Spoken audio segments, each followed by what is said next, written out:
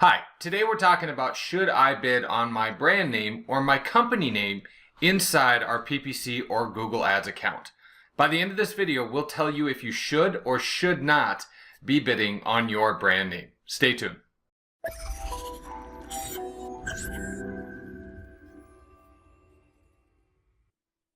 Hi, I'm Mike Mancini with ppcvideotraining.com.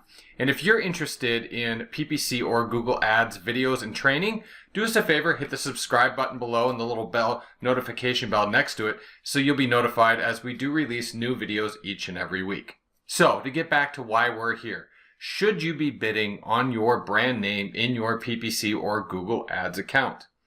Let's give you some reasons why you should, but stay tuned for the most important one, which I save for last. Number one, you can actually, if you do bid on your brand, you can dominate the search results page. What do I mean by that? When I talk to a lot of clients about bidding on their brand name, a lot of the pushback I'll get is, well, if somebody types my name up, I'm coming up number one in the organic results anyway. And that's great. The problem with that is that typically now there are other results above that, whether they are ads, whether they are Google business listings, whatever it might be. Sometimes people don't get all the way down to those organic listings. And I hate to tell you this, but if you've ever followed your organic listings, the ranking of it, and most people don't know how to do this accurately, but if you're actually following the ranking, some days we'll see our website in the number one position if you type in ppcvideotraining.com. However, there are days when Google's algorithm goes through a change and it disappears completely. Now, it might only disappear for a couple hours, it might disappear for a day or two, but it has disappeared. What happens if somebody's looking for us during that time? We want to make sure we're coming up number one in the organic as often as we can be, but also that we're putting our name and brand up there in the ads as well, so that is the first thing that they see. So the majority, we would love to have all of the listings on the first page, but we know that that's not possible. But we'd like to have obviously as many as we can, so when somebody is looking for us, it shows that we might have a little bit of authority. Make sense? The next reason could be cost per click.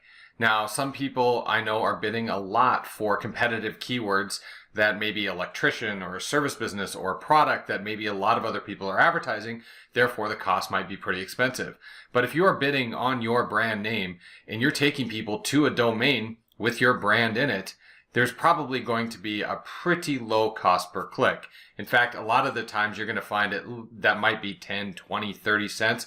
Maybe it's a little bit more, but that is targeted traffic that you're driving to your campaign. And in the past, to be honest with you, it's pennies compared to what you're spending on the rest of your campaign. Why not get those clicks and possibly turn them into customers, making it extremely easy for those people to find you? The next one, cost per acquisition. Maybe somebody is looking for you because they are looking to make a purchase. Maybe they are just trying to find out more information about you because they saw you maybe on YouTube or somewhere else, or they're checking out your company, whatever it might be. If you can drive somebody to your website that much easier, you're bringing your cost per acquisition down. Some people could be really, really close to a conversion, and you might just be putting your ad in front of them at the right time. It could be that tipping point. And in your ad, you can present something that might tip them over the edge, whether it's an offer, whether it's a coupon, whatever it might be. Use those ads to your advantage. Use them to tip that person right over into a conversion. Next, this one kind of goes along with the previous one, but do you have something that you need to tell your customers about immediately? Perhaps you have a sale that's ending soon. Perhaps you have a new offer or new product or a new sale that just started, or a new coupon code, whatever it might be. You can basically put those ads up, have them approved within a couple of hours, and have them showing to anybody that's searching for your business. Let them know you have the newest and greatest thing to offer, or the best prices, or new pricing, or new offer, whatever it might be. Use that as a platform or as a billboard to let people know what you have to offer. The next one, you can actually improve the health of your PPC or Google Ads account. Now, somebody may be asking, well, how does that work? Let's say your account is underperforming. Maybe you have really low quality scores. It's just not performing very well. Your cost per clicks are going up. You're getting fewer conversions. Your campaign seems to be kind of just going downhill. Well, if you do have a campaign where you set it up as a branded campaign, those are typically easy conversions. Therefore, the more conversions you get at a lower cost per click, you're going to be bringing that part of the campaign up, which can bring your overall account health up as well. So it's easy conversions. It will kind of help hopefully even out your account a little bit if it's starting to go a little bit negative. Now, before I reveal the last one, if you have any ideas of reasons why you should or should not bid on your branded key terms, do us a favor, leave it in the comments below. We'd love to hear any suggestions or ideas that you might have. Now, the last one, and what I think is one of the most important ones, is competition. And what I mean by that is, chances are your competitors are actually bidding on your brand name as well. And yes, this is totally legal. And some people will say, well, no, they can't bid on my name. They can't use my name at all.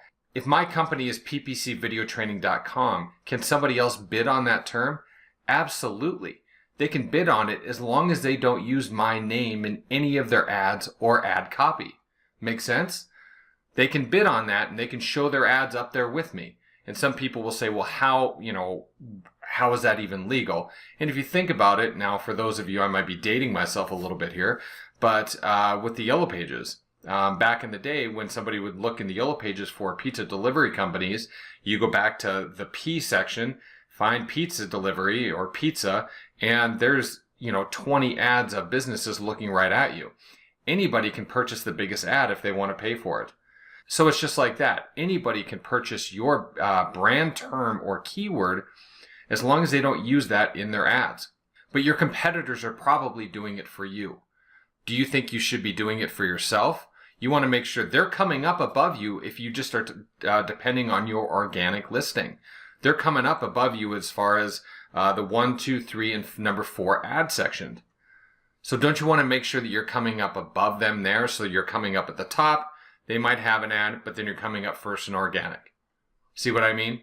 It's a cheap, easy way to help fend off some of your competitors. Okay, so if you're interested in true step-by-step Google Ads setup and optimization training, head on over to ppcvideotraining.com. We have a link to that in the description below, and you can find out more. If you're interested in more content like this, to your right, you should see another video about how many keywords you should have in your Google Ads account. Hope that helps. Let us know if we can help out in any way. Thanks for watching.